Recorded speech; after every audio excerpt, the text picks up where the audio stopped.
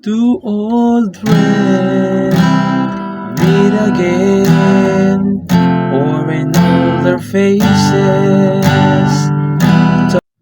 Hello mga ka-idol! So ngayon may ituturo ako sa inyong magandang kanta, no? Sa pagpasensya nyo ng mga idol kasi ngayon lang tayo nakapag-tutorial ulit kasi na-busy tayo sa trabaho.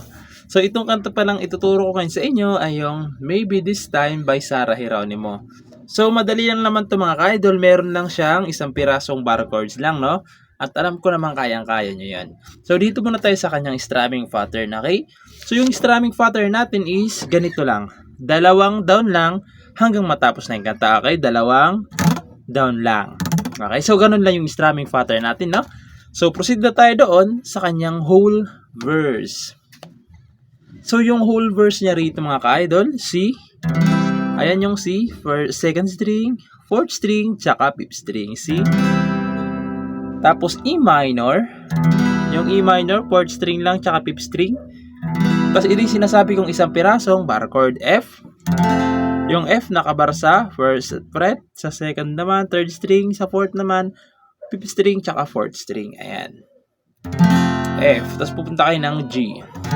Yung G, first string, second string, fifth string, tsaka sixth string. Ayan. G. Tapos babalik na kayo ng E minor.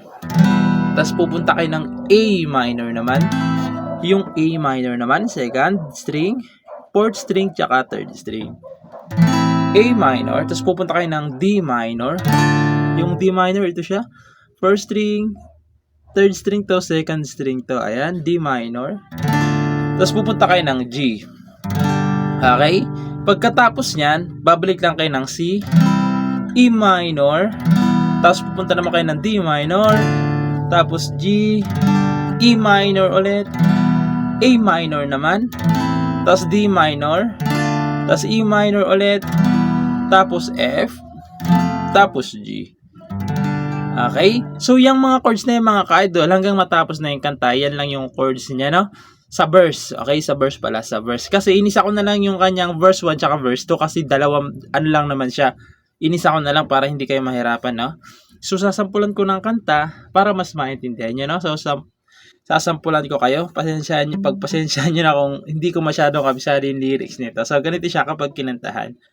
Two old friends meet again, wearing older faces, talk about the places they have been. Two old sweetheart who fell apart somewhere long ago. Were they to know someday they meet again and I more never. Tapos papasok na yung kanya chorus. Maybe this time. So, doon na yun sa chorus, no? So, pagpasensyahan nyo na mga ka-idol, hindi ko kasi kabisado yung lyrics, tapos sinisipon pa tayo ngayon. So, proceed na tayo doon sa kanyang chorus. So, yung chorus niya naman dito is F. Ayan, naturo ko naman na, kaya hindi ko na-isa-isa yung string, no? F, G, E minor, A minor, tapos babalik lang kayo ng F, G, tapos C naman. Okay, yung C, kasi naturo ko naman na. Tapos C7, yung C7, iipitin nyo lang tong third string. Okay na kasi kayo, iipitin nyo yung third string sa third fret. Ayan, C7. Okay, tapos pupunta ulit kayo ng F, G ulit, tapos E na. Okay, yung E, first, fifth string, fourth string, tsaka third string. Ayan yung E. Tapos babalik kayo ng A minor. Yan. Tapos pupunta ulit kayo ng F. Tapos G. Okay? So, sasampulan ko yung kanyang chorus para mas maintindihan nyo, no? So, pagpasensyahan nyo lang talaga mga ka-idol, hindi ko talaga siya kabisado yung lyrics, no? So, ganito naman siya kapag sinampulan. Maybe this time they'll be laughing, they'll find. Maybe now they can be more than just friends. his back and his life, and it feels alright. Maybe this time love won't end. Tapos interlude. So yung yung yung interlude niya naman dito mga ka-idol is si D minor, E minor, tapos G. Okay? So yun yung interlude niya. Pagkatapos ng interlude, babalik lang ulit muna kayo sa mga verse, okay?